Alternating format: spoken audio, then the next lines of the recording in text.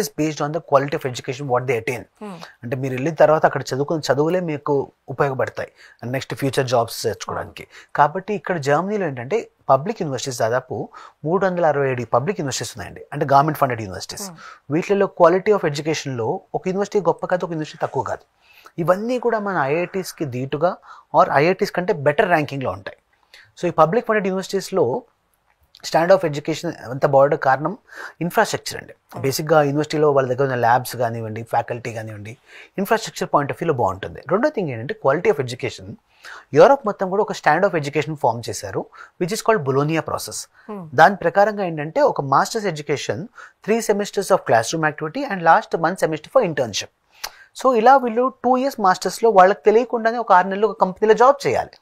So దాని ద్వారా ఏంటంటే వాళ్ళు జర్మన్ కంపెనీలో ఒక 6 నెలలు వర్క్ చేసినప్పుడు వాళ్ళకి ఆటోమేటికలీ లోకల్ వర్కింగ్ ఎటిక్వెట్స్ కూడా వాళ్ళకి అర్థమైపోతాయి.